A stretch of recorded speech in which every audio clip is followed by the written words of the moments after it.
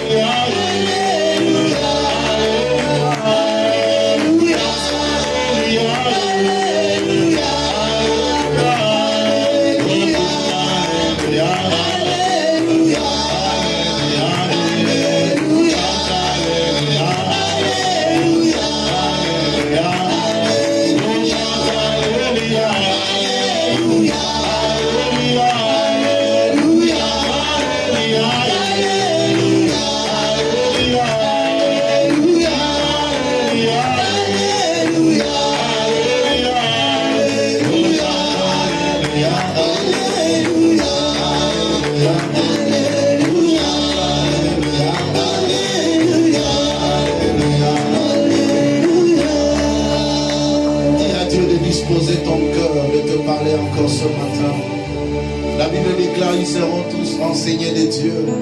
Que le Seigneur puisse t'enseigner ce matin. Nous sommes dans une saison dans la fidélité de Dieu. Que le Seigneur se révèle en toi comme un Dieu fidèle. Prions ensemble. Au nom de Jésus-Christ. Alléluia.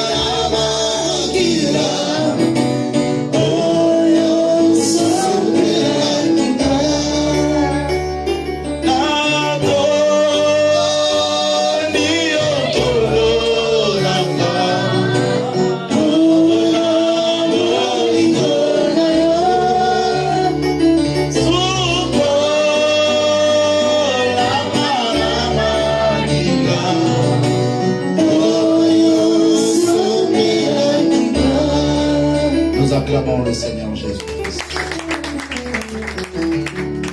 Que le Seigneur vous bénisse.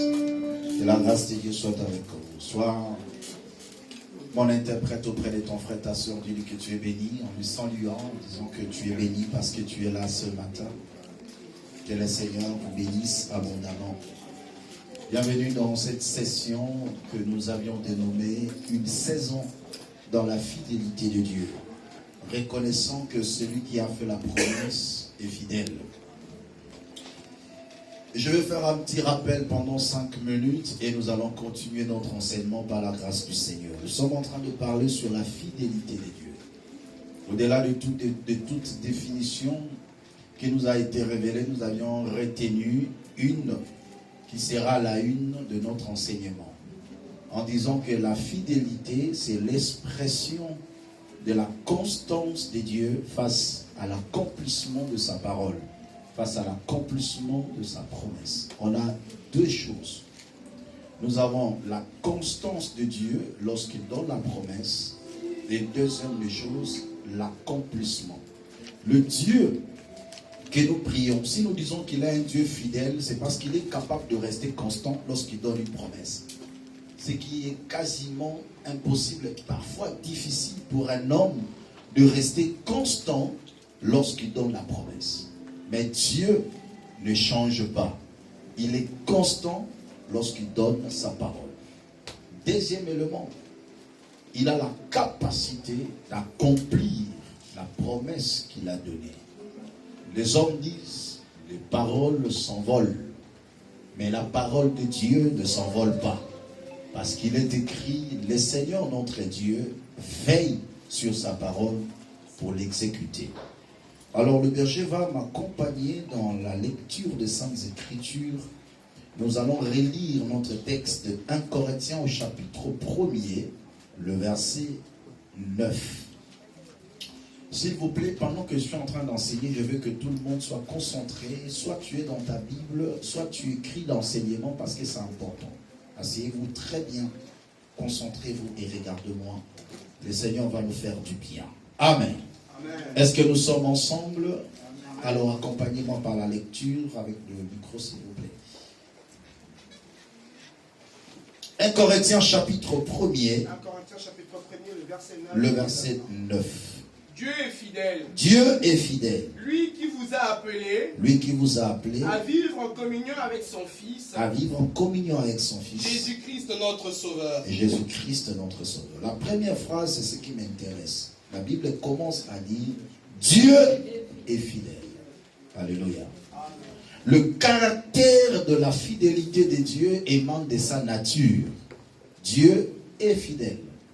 C'est-à-dire, il est constant face à l'accomplissement de sa parole. Pourquoi il est constant? Parce que Hébreux 13:8 nous dit, il est le même hier, aujourd'hui et éternellement. Donc Dieu ne change pas. Deuxième élément, il a la capacité de réaliser la promesse. Ésaïe 14, verset 24. L'Éternel l'a juré en disant, ce que je décidé arrivera. Ce que je résolu, ça s'accomplira. Il a prêté serment. Et quand Dieu prête serment, il jure par lui-même. Et il met sa divinité en jeu. L'abbé déclare, lorsqu'il a regardé Abraham, il a donné la promesse à Abraham. Il a voulu jurer, mais il n'a pas vu quelqu'un qui est élevé au-dessus de lui. Ainsi l'Éternel jura par lui-même, je ne trahirai pas mon alliance. Tout ce que Dieu promet, il a la capacité de l'accomplir, parce que chaque promesse de Dieu est liée à un serment. Et Dieu prête serment sur lui-même. C'est-à-dire, il met sa divinité en jeu lorsqu'il donne une promesse. Nous avions dit que l'homme, lorsqu'il promet, il y a deux choses.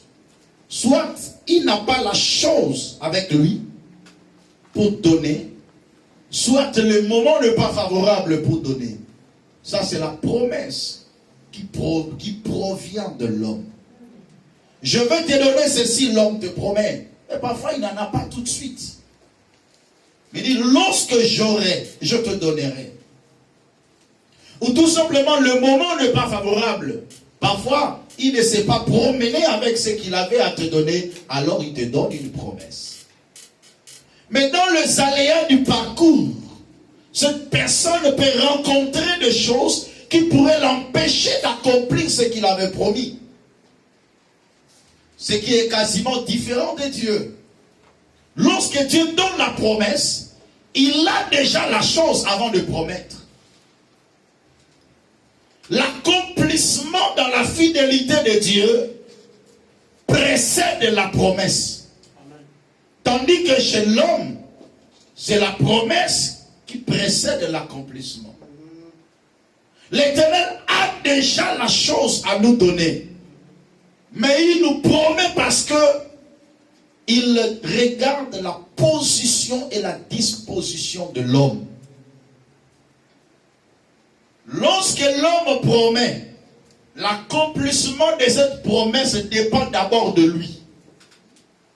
Mais lorsque Dieu promet, lui n'a pas de problème, mais c'est le récepteur qui doit présenter certaines qualités. Parce que lorsque Dieu promet, il a tout ce qu'il faut et il n'a pas de contrainte à l'accomplissement de sa promesse. Mais il y a deux obstacles qui rend plusieurs infidèles. Le premier, c'est le temps. Et le second, ce sont les circonstances. Les deux obstacles face à la fidélité. Une personne peut vouloir être fidèle, mais il peut être trahi par le temps. Je te donnerai ceci dans une semaine. Peut-être parce que moi j'attends aussi quelque chose. Mais une semaine s'écoule, je n'ai pas reçu la chose que je te promis. Tu me traiteras d'infidèle tout simplement parce que le temps est passé. Donc face à un temps, quand on a les yeux fixés sur le temps, on peut définir l'infidélité d'une personne. Voilà pourquoi Dieu, dans Ézéchiel chapitre 12, verset 28, il a enlevé la notion du temps en ce qui concerne sa parole.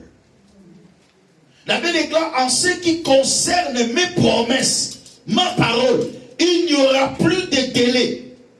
Mais ce que vous devez retenir, tout ce que j'aurai dit s'accomplira. Dieu ne met plus de délai à l'accomplissement de ses promesses. Parce que Israël se plaignait toujours en disant, non, lorsque Dieu promet, ses promesses sont toujours pour des temps lointains. Il ne prophétise jamais pour le présent. Il ne prophétise que sur le futur. Mais le temps est tellement éloigné. Et les gens s'indignaient à cause de cela. Et Dieu a eu la résolution en disant, j'enlève la notion du temps. Mais ce que tu dois savoir, Habakkuk vient le confirmer. Écris la prophétie. Grave-la sur des tables. Afin qu'on la lise couramment. Car c'est une prophétie dont le temps est déjà fixé, mais tu l'ignores.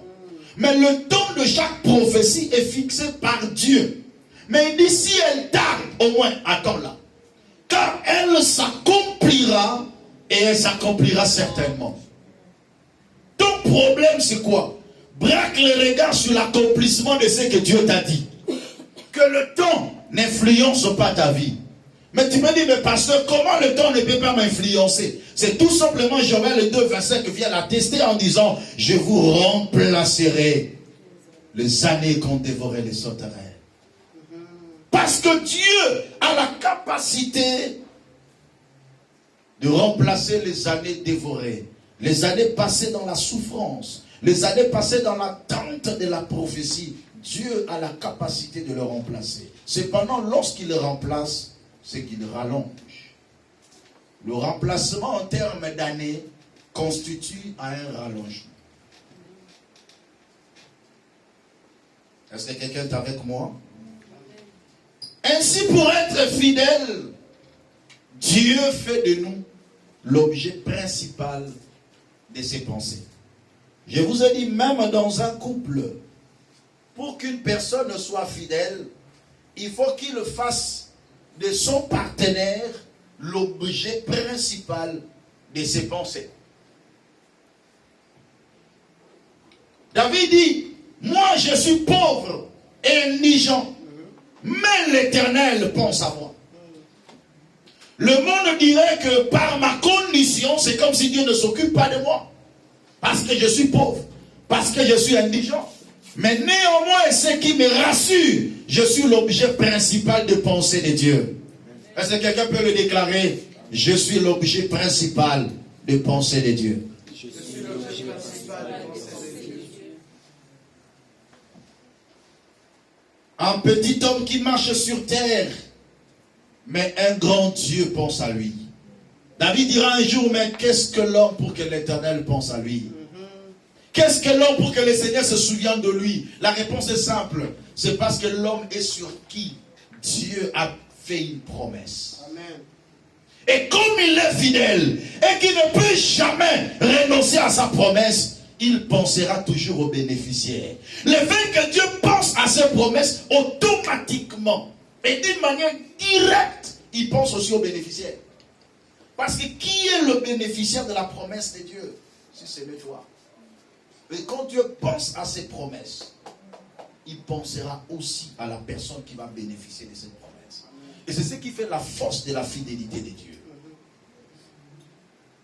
Alors nous avions dit, c'est là où je vais commencer aujourd'hui, l'Éternel a certaines qualités qui soutiennent sa fidélité. Je vais partir toujours du connu pour faire sortir l'inconnu pour une bonne compréhension. Est-ce que nous sommes ensemble? Amen. J'aimerais que tu acclames pour la gloire de Jésus-Christ. Lisez ensemble avec moi. Il y a quelques qualités que nous allons développer ensemble. 1, 2, 3, 4, 5, 6, 7, 8. Je vais m'arrêter là sur 8 qualités et je vais aller petit à petit par la grâce du Seigneur. Vous savez une chose, pour qu'une personne soit fidèle, il doit aimer la personne qui a fait la promesse. Si tu n'aimes pas la personne à qui tu as fait la promesse, tu ne peux jamais être fidèle. Une personne qui fait la promesse doit être juste vis-à-vis de la personne qui bénéficie de la promesse. Sinon, avec le manque de la droiture, il ne peut jamais être fidèle. Pour être fidèle, il faut que tu dises la vérité. Quand une personne qui promet a menti, il ne peut pas être fidèle. Et pour être fidèle, il ne faut pas oublier la promesse que tu as faite. Donc l'omniscience aussi est une qualité qui amène à la fidélité. Pour être fidèle, il faut avoir compassion de la personne que tu as fait la promesse. Pour dire qu'aussi longtemps qu'il ne vit pas cette promesse, il n'est pas bien. J'ai compassion de lui, voilà pourquoi je dois accomplir la promesse. Pour être fidèle, il faut aussi être puissant. Parce que tu peux rencontrer des contraintes face à l'accomplissement de cette promesse. Pour être fidèle, il faut aussi avoir des possibilités. Parce que tu peux donner la promesse, mais si tu n'as pas de possibilités, tu ne sauras pas être fidèle. Pour être fidèle, il faut aussi avoir la capacité de prise en charge. Ainsi, on va commencer avec la première qualité, l'amour. Ésaïe chapitre 62, verset 1er à 4. Pour que tu sois fidèle envers une personne, il faut que tu l'aimes. Le manque d'amour rend une personne infidèle. Mais cependant, Dieu est amour.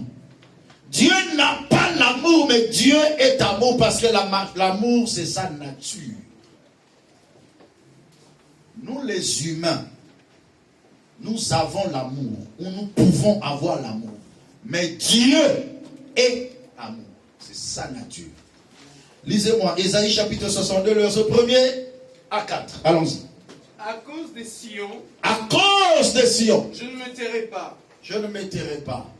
À cause de Jérusalem, À cause de je Jérusalem, ne prendrai pas de repos. je ne prendrai pas de repos. Jusqu'à ce que sa justice apparaisse comme l'aurore et son salut comme un flambeau qui s'allume.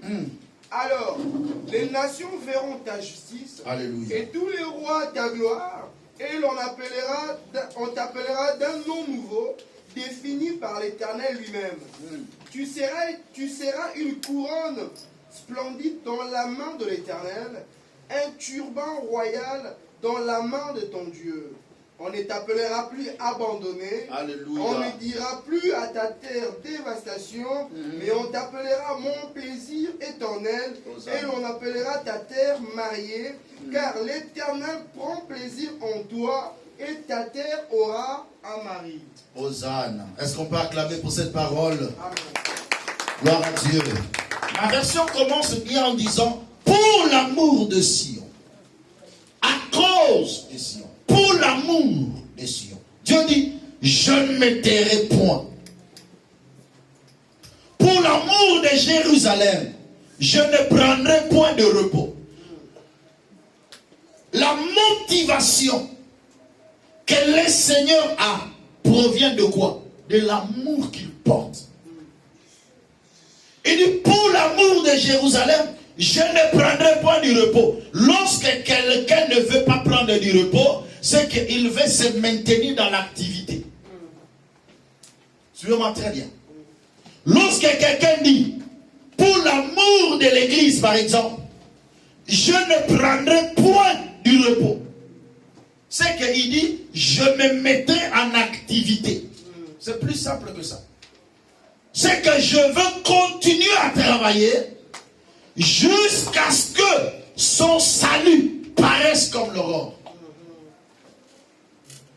Cependant, ce salut était une promesse. Lorsque nous faisons un petit détour dans la Bible, dans Ésaïe chapitre 35, le verset 4, il dit, dites à ceux qui ont le cœur troublé, prenez courage, ne craignez rien. Voici votre Dieu, la vengeance viendra, la rétribution de Dieu. Il viendra lui-même et vous sauvera. Il donne une promesse du salut. Et dans Ésaïe 62, il dit, je ne prendrai point du repos jusqu'à ce que son salut paraisse. Donc Dieu est en train de dire, à cause de l'amour que j'ai pour vous, je ne peux pas prendre du repos. Je serai en activité jusqu'à ce que la promesse s'accomplisse. Donc l'amour de Dieu est un stimulus de la prophétie. C'est-à-dire c'est quelque chose qui booste Dieu, qui pousse Dieu à accomplir ce qu'il a promis. Il dit à cause de l'amour que j'ai pour vous, je ne peux pas prendre du repos jusqu'à ce que je vous voie sauver. Jusqu'à ce que je te voie délivrer. Parce que le salut, en d'autres termes, c'est aussi la délivrance dans tous les domaines.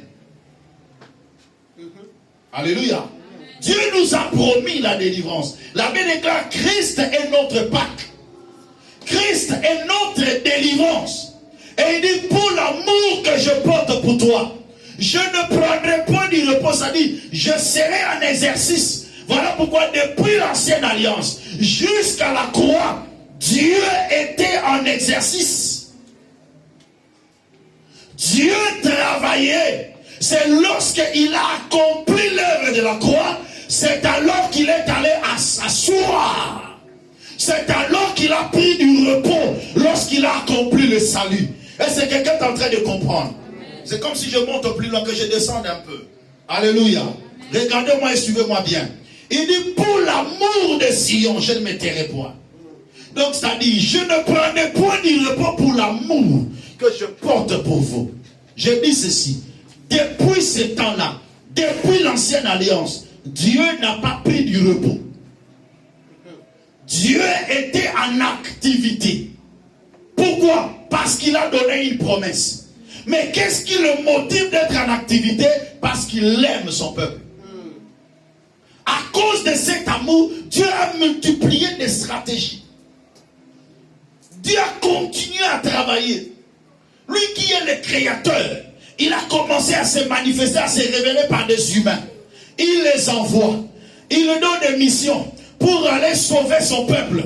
Mais personne n'était capable de sauver le peuple. Parce que l'équation du salut était tellement impossible. Ainsi, après maintes reprises, la Bible déclare, l'Éternel a regardé, mais qui avait la qualité de la rédemption? Personne ne pouvait sauver son peuple. Ainsi, il ne trouva cette qualité qu'en lui-même. Ainsi, il donne la promesse. Le Dieu puissant viendra lui-même et vous sauvera. Ainsi, le Dieu créateur s'est fait de chair. Alléluia. Parce qu'il était toujours en activité. Alléluia. Il était toujours en train de travailler. Alléluia. Il a porté même le corps afin de venir mourir à la croix de Golgotha. Amen. Ainsi, il déclare, tout est accompli. Amen. Mais qu'est-ce qui est accompli? Mais les promesses qui ont été données. Et c'est lorsqu'il accomplit les promesses, c'est alors qu'il va maintenant pour s'asseoir et pour se reposer. Mais aussi longtemps que le salut n'est pas encore manifesté, à cause de l'amour, Dieu ne se repose pas. Je déclare et je prophétise qu'il plaise à Dieu de ne pas avoir du repos.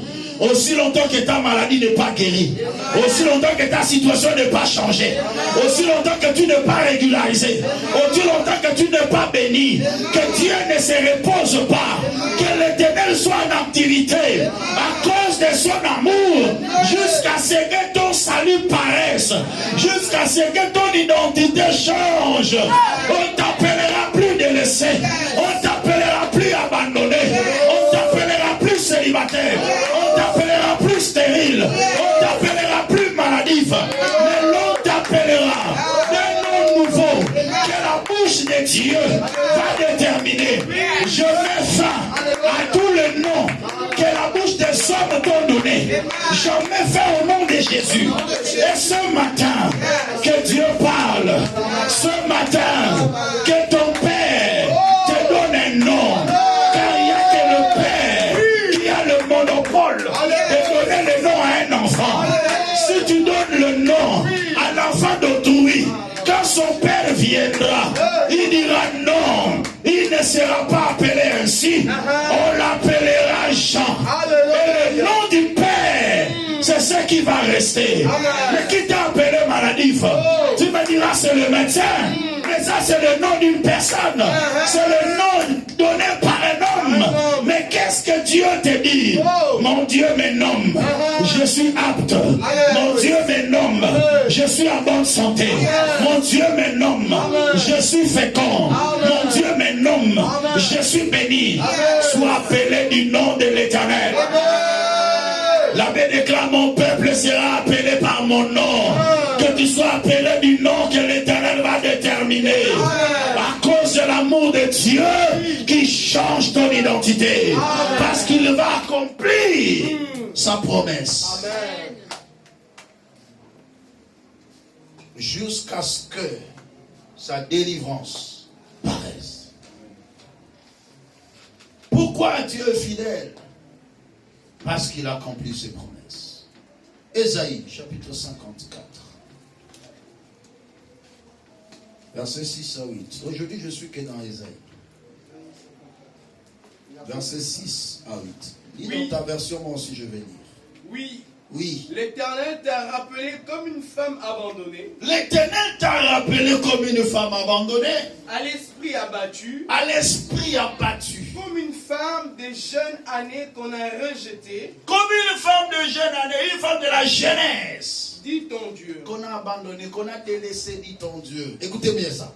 Pendant un court moment, je t'avais abandonné. Je t'avais abandonné. Mais c'est avec une grande compassion Mais c'est avec une grande compassion que je t'accueillerai. que je t'accueillerai. Verset 8. Dans un débordement de colère, Dans un débordement de colère. je m'étais un instant caché à toi. Écoutez, je m'étais un instant caché à toi. Mais avec amour éternel, Mais avec un amour éternel, j'aurai compassion de toi. j'aurai compassion de toi. Dit l'Éternel, Dit l'Éternel. c'est lui qui te rachète. Ah, écoutez ma version, écoutez ça. Soyez attentifs, écoutez ça. Écoutez-moi bien. Quand l'Éternel te rappelle comme une femme délaissée, au cœur attristé, comme une épouse de la jeunesse qui a été répudiée, dit ton Dieu. Quelques instants, je t'avais abandonné, mais avec une grande affection, Alléluia. avec un grand amour, je t'accueillerai. Dans un instant de colère, je t'avais un moment seulement dérobé ma face.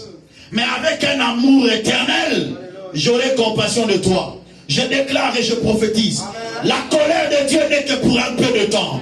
Mais son amour est éternel. Est-ce que je parle à quelqu'un? La colère de Dieu est pour un peu de temps. Mais son amour est éternel. Je déclare, si l'Éternel t'a dérobé sa face, que ça soit pour un peu de temps, mais reviens dans ses pieds avec un amour éternel. Il va encore te récupérer. Alléluia. Ne te culpabilise pas.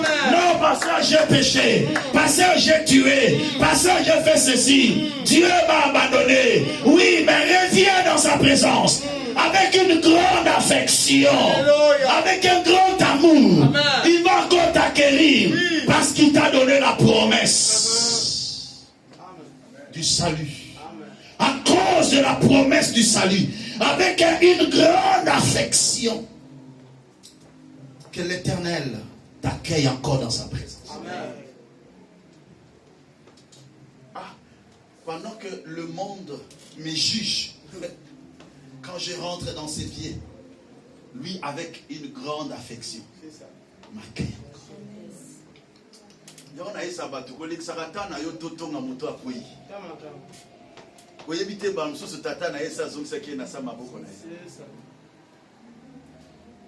Est-ce que quelqu'un est en train de comprendre? Quelqu'un est en train de se moquer à l'enfant prodigue. Ça, ce sera ma prédication de la veillée. La paternité qui détermine la fidélité. Pendant que toi tu le critiques, mais son père est en train de demander qu'on fasse la fête pour lui. C'est ça. Est-ce que quelqu'un est en train de comprendre? Amen. Quand tu vois une personne tomber, je n'encourage jamais le péché. Et je ne l'encouragerai jamais. Mais faites attention parce que tu ne connais pas la relation avec l'homme et son Dieu. Avec la colère, Dieu peut abandonner quelqu'un. Mais avec un amour éternel, il peut accueillir encore la personne. Le plus grand problème, tu dois maintenir et comprendre l'amour de Dieu. Le jour où tu comprendras l'amour de Dieu, tu pécheras moins. Parce que tu comprendras que Dieu même, vous savez, ceux qui pêchent plus, c'est ceux qui n'ont pas compris l'amour de Dieu. Ils ont mal compris l'amour de Dieu. Parce que la mauvaise compréhension de l'amour de Dieu poussera quelqu'un à pécher. Parce que là où le péché abonde, la grâce surabonde. Mais l'apôtre Paul dit, demeurerions-nous dans le péché pour que la grâce surabonde? Loin de là. Parce que nous qui sommes déjà morts au péché, comment vivrons-nous encore dans le péché?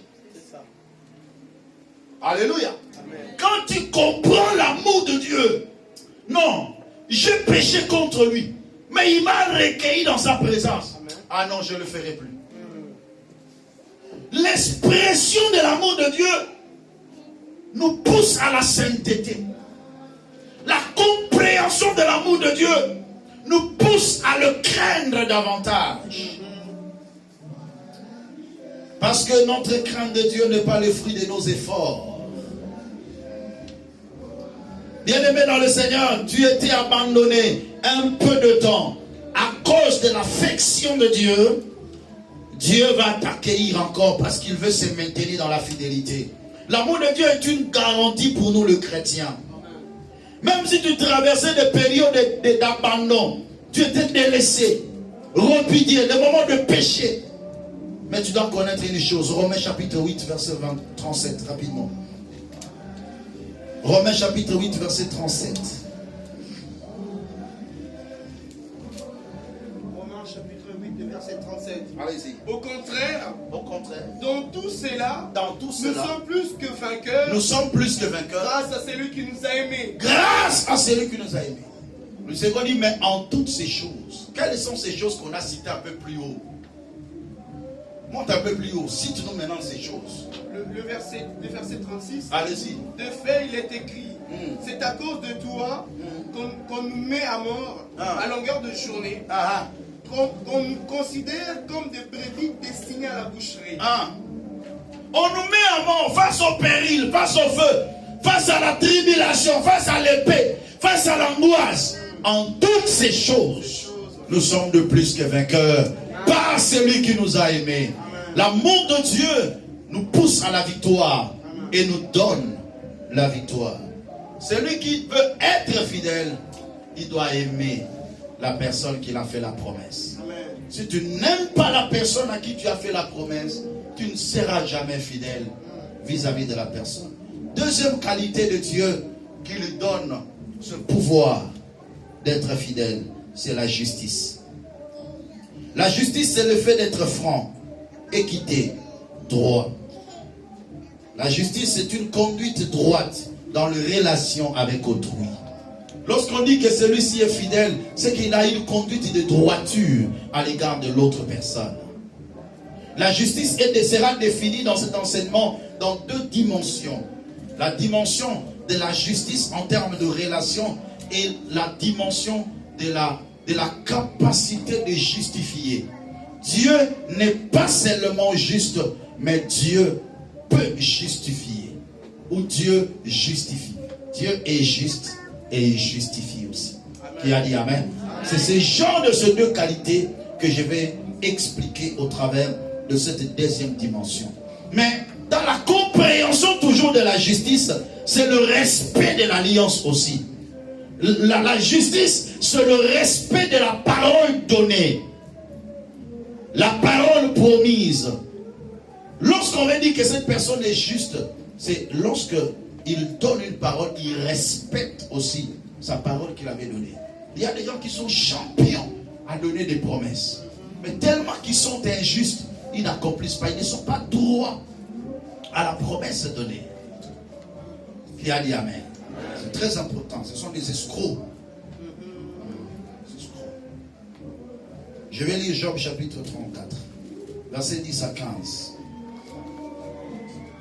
Job chapitre 34, verset 10 jusqu'au verset 15. Écoutez-moi très bien ça. Écoutez-moi donc, homme de sens. Loin de Dieu l'injustice, loin du Tout-Puissant l'iniquité. Il rend à l'homme selon ses œuvres. Il rétribue chacun selon ses voies. Non, certes, Dieu ne commet pas d'iniquité. Ou il ne commet pas l'iniquité. Le Tout-Puissant ne viole pas la justice. Qui l'a chargé de gouverner la terre? Qui a confié l'univers à ses soins? S'il ne pensait qu'à lui-même, s'il retirait à lui son esprit et son souffle, toute chair périrait soudain. Et l'homme rentrerait dans la poussière.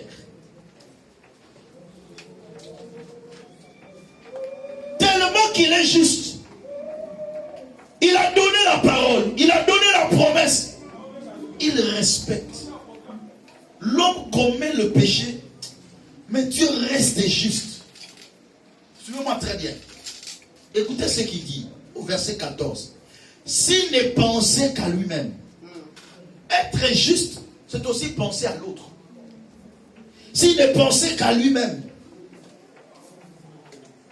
s'il retirait à lui son esprit et son souffle, il dit parce que tu as péché là, je te retire mon souffle. Il dit toute chair périrait soudain et l'homme rentrerait dans la poussière. Il y a des fois que nous marchons dans le péché, nous commettons le mal. Mais Dieu, lorsqu'il nous regarde, il avait fait la promesse à cet homme, la promesse du salut. Il a dit, je te sauverai. Il a dit, si tu crois au Seigneur Jésus, tu seras sauvé. Il a donné la parole. Dieu respecte la parole. Mais la personne qui a reçu Jésus dans sa vie, qui est déclarée sauvée, mais parfois il se retrouve dans le mal. Qu'est-ce que Dieu fait? Dieu maintenant le justifie. À cause de sa promesse donnée, pour qu'il ne soit pas infidèle, Dieu pardonne la personne qui se répand. Mais c'est quelqu'un qui est en train de comprendre très bien. C'est cette justice-là qui fait de Dieu un Dieu fidèle. Il dit, je lui ai donné la promesse. Mais il est faillible. Mais c'est le caractère de la justice de Dieu qui pousse Dieu à restituer l'homme la pureté. On appelle ça justifier. Justifier veut dire déclarer acquitter une personne qui était coupable. Tu as commis le mal. Tu viens demander pardon à Dieu. Selon le monde, tu es coupable. Mais parce que tu t'es repenti sincèrement devant Dieu, Dieu te déclare juste. Mais pourquoi Dieu fait toutes ces choses? C'est pour se maintenir l'équilibre de sa fidélité. C'est pour que la parole qui a été donnée ne soit pas violée.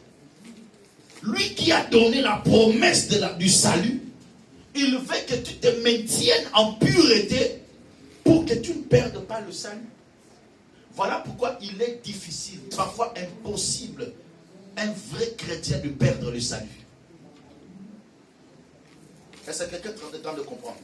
C'est à cause de la justice de Dieu dans sa fidélité. Vous savez, dans l'alliance, l'élément le plus important dans une alliance, c'est la promesse. Parce que sans la promesse, il n'y a pas d'alliance. Et si la promesse ne s'accomplit pas, on traitera de ces gens-là d'infidèles. Donc Dieu, il veille sur sa promesse. L'état de la vie d'une personne ne rendra pas Dieu injuste. Moins encore infidèle. La Bible déclare, si nous nous demeurons infidèles, nous sommes infidèles ou nous devenons infidèles, mais lui, il demeure fidèle. Ton état ne lui influence pas. Ta marche n'influence pas la fidélité de Dieu. Il reste juste dans son alliance. Il reste fidèle, même s'il y aura des temps où toi tu seras infidèle. Parce qu'il nous arrive souvent. Vous savez, la Bible déclare, non, la main de Dieu n'est pas courte pour sauver. Son oreille n'est pas dure pour nous entendre, mais ce sont nos péchés qui l'empêchent de nous écouter. Ce sont nos crimes que nous faisons. Mais par sa grâce, lorsque nous revenons à lui, il dit, revenez à moi et je reviendrai à vous. La justice de Dieu, c'est le fait de déclarer acquitté ce qui était coupable. C'est le fait d'innocenter le coupable. De rendre innocent la personne qui était coupable. Tout simplement pourquoi? Parce que tu es le porteur de la promesse de Dieu. Grande est notre joie si chaque jour, chacun de nous comprendra qu'il est le porteur de la promesse de Dieu. Et celui qui a fait la promesse est fidèle. Parce qu'il est fidèle, il est obligé de t'aimer. L'amour ne sera jamais départagé de Dieu. Parce que l'amour, c'est la nature de Dieu. Dieu est juste et il a la capacité de justifier. Voilà pourquoi la Bible déclare, le juste tombera cette fois, mais il se relèvera. Parce que son Dieu est juste. Il a la capacité de le relever. Voilà pourquoi, en tant qu'enfant de Dieu, lorsque tu vois ton frère tomber, accours à côté de lui, relève-le. Aide ton frère à se relever et non pas à s'enfoncer davantage. Non. Si toi tu ne le fais pas, son Dieu le fera. Je reprends encore. Entre nous, que tout soit dit. Tu vois ton frère dans le mal, soutiens-le, relève-le. Relève-le. Ne le condamne pas, ne l'abats pas, ne le détruis pas, ne l'enfonce pas davantage. Au contraire, soutiens-le, relève-le. Aujourd'hui, parfois à l'église, on s'entretue comme ça. Tu vois ton frère dans le mal, tu l'enfonces encore davantage. Tu l'empêches même d'avoir une opportunité de sortir de ce mal. Mais au contraire de les détruire. Il y a certaines personnes qui meurent, non pas parce que le diable l'a tué, mais parce que ses propres frères l'ont détruit après l'avoir vu tomber. Mais nous prions un Dieu qui est juste. Loin de nous le mal, loin de nous le péché. Mais lorsque tu vois ton frère est tombé, relève-le. La Bible déclare que vous qui êtes forts, vous devez soutenir le faible. Quand ton frère entre dans un chemin ou commet le péché qui ne mène pas à la mort, tu as le pouvoir de le redresser, de le ramener du chemin du péché, afin qu'il marche dans l'intégrité. Que le Seigneur vous bénisse. Que le Seigneur vous bénisse. Lèvons-nous. Nous allons prier le Seigneur. Alléluia.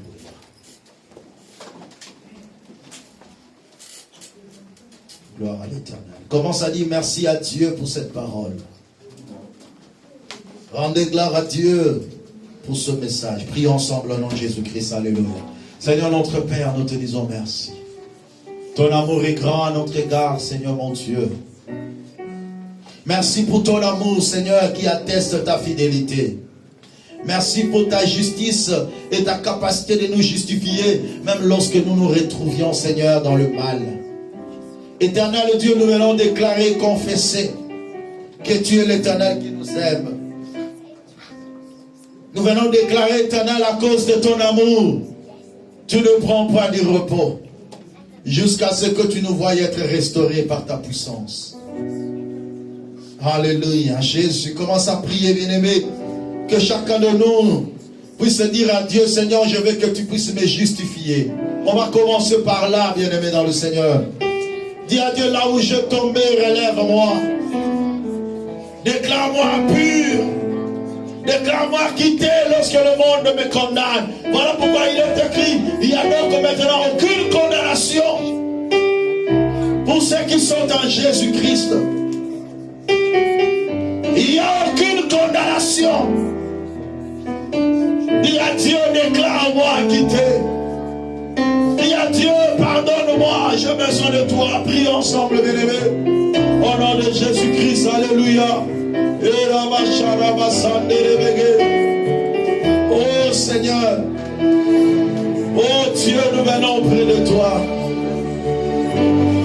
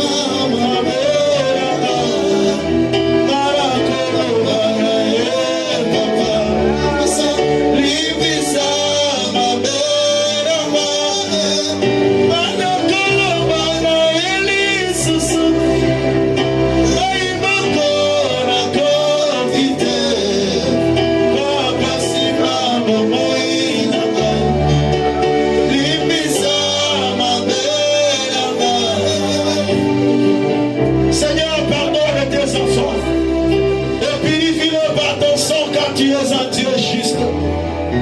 Et dans ta justice, rends-nous, Seigneur, par ta grâce, la capacité de marcher devant toi dans la droiture. Oh Jésus, ce n'est pas ma force, ce n'est pas ma puissance que je peux sortir du péché. Oh Seigneur, c'est par ta grâce que je peux marcher aujourd'hui dans la crainte et dans l'obéissance. Seigneur. Oh Yahweh,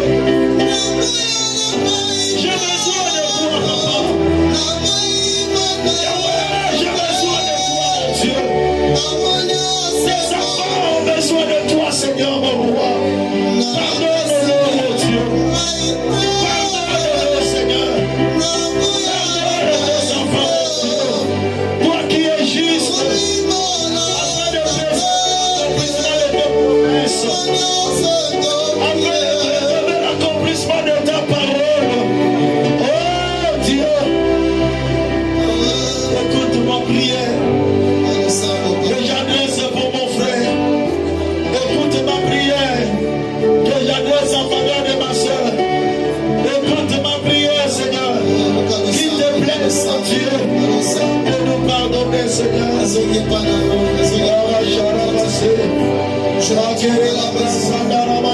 Présente-toi que je sois accueilli dans l'affection. Ton amour éternel agit aujourd'hui. Que la compassion de Dieu soit manifeste aujourd'hui.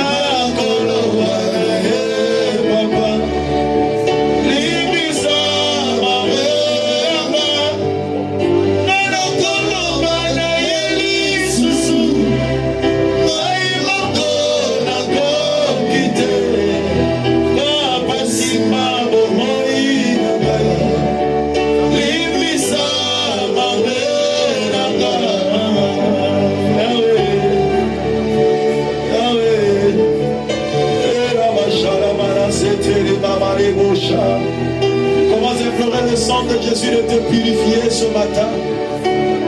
Que tu sois pur dans la présence du Seigneur. Prie au nom de Jésus. Alléluia. Que ton sang me purifie. Que ton sang me purifie.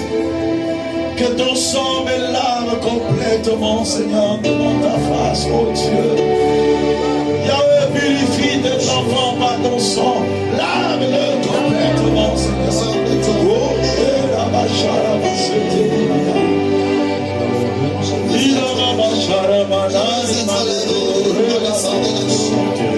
sanctifie-nous, Seigneur, par ton sang. Si nos péchés s'accordent, rends-nous purs. Il te plaise de nous rendre purs. Si tu veux, Seigneur, rends-nous purs. Nous avons besoin de toi. Nous avons besoin de toi. Commence à implorer maintenant l'amour de Dieu dans ta vie. Dis à Dieu, tu as dit à cause de ton amour, tu n'auras pas le repos. Jusqu'à ce que ma délivrance paraisse. Yahweh, je ne suis pas encore délivré, ne te repose pas. Dis à Dieu, lève-toi. Dis à Dieu, viens à mon secours. Prions le Seigneur, alléluia. Priez de lever, dis à Dieu, lève-toi. À cause de ton amour, agis pour ma santé, pour mon mariage, pour ma fécondité, pour ma stabilité, Seigneur, agis. À cause de ton amour, Seigneur. Yahweh, révèle-toi. Mon Dieu. Mon Dieu.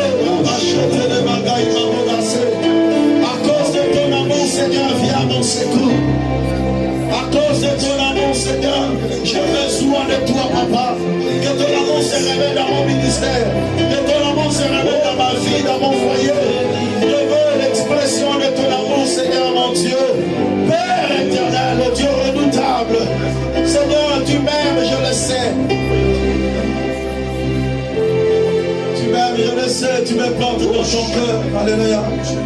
Eva Sharabarage. Imanare Seteri Baba Sandere Bege. À cause de ton amour, Seigneur, je veux vivre. Je vis par ton amour, Seigneur. Je réussis à cause de ton amour.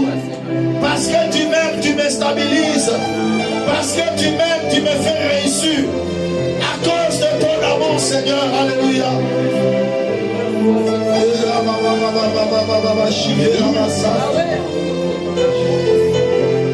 À cause de ton amour, bénis ma soeur. Que mon frère soit béni à cause de ton amour. Après l'avoir pardonné, Seigneur, qu'il réussisse à cause de ton amour, Seigneur mon Dieu. Que tes enfants expérimentent ta grâce, oh Dieu, ta fidélité, accomplis tes merveilleuses promesses. Il est écrit en ce qui confie la promesse de Dieu, c'est en lui que le oui et la main est prononcée par nous pour la gloire du Seigneur. Que la gloire de Dieu s'élève sur ta vie. Que la faveur de Dieu se manifeste maintenant sur toi. Je déclare la faveur de Dieu sur ta vie. Alléluia. Ouvre tes mains comme si tu recevais quelque chose de la part du Seigneur. Ouvre tes mains et sois concentré là où tu es. Ma prière que la gloire de Dieu s'élève dans ta vie. Le Dieu qui t'a aimé avant que tu ne tombes dans le péché, il a disposé le pardon pour toi. La bénévole, l'agneau de Dieu a été immolé avant la création du monde. À cause de l'amour de Dieu, que Dieu vienne au secours de ta vie. Que ce qui te fait pleurer puisse trouver solution aujourd'hui à cause de l'amour de Dieu. Dieu ne se repose pas jusqu'à ce que ton salut paraisse, jusqu'à ce que ta délivrance se réveille, jusqu'à ce que ton identité change. Au nom puissant de Jésus-Christ, que la gloire de Dieu se révèle dans ta vie. Au nom puissant de Jésus, que la main puissante de Dieu te fasse sortir de l'emprise de l'ennemi. Que la main puissante de Dieu, le Dieu qui est fidèle, accomplit sa parole dans ta vie. Il a dit, je veux que les jeunes se marient, qu'elles aient des enfants, qu'elles dirigent bien leur maison, qu'il en soit son partage au nom de Jésus-Christ.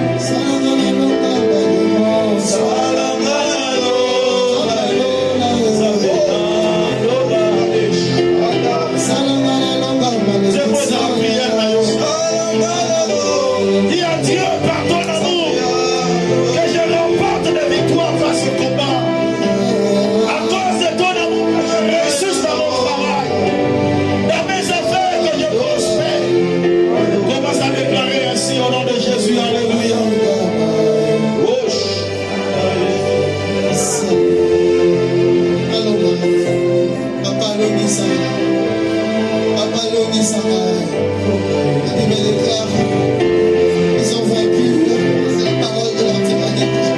Je viens déclarer que je suis victorieux par toi.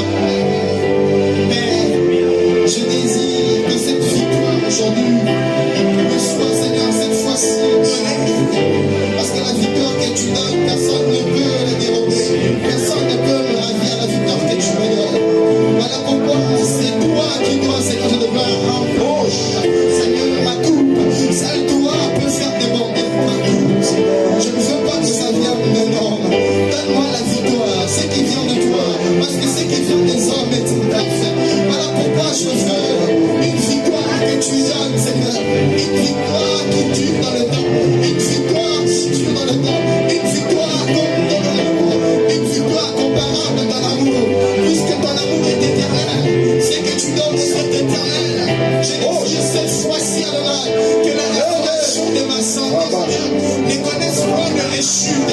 Que cette victoire, Adonai, soit une victoire qui va pérenniser. Une victoire qui va durer dans le temps. Une victoire perpétuelle. Parce que tu es Dieu.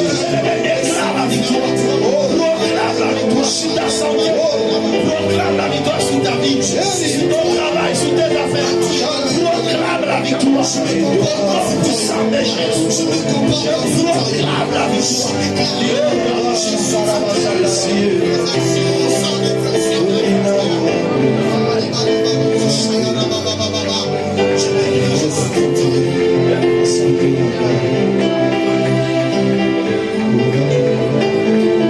Seigneur, nous te disons merci.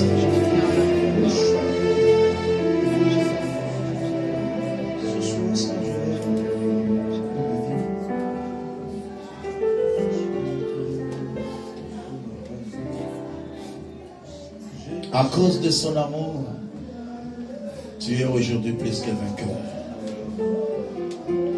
À cause de son amour, il accomplit sa parole. À cause de son amour, Dieu accomplit ses promesses dans ta vie. Recevez la grâce du Seigneur. La faveur de Dieu, la bénédiction de Dieu. Nous t'acclamons, Seigneur Jésus. Nous t'acclamons le nom de Dieu.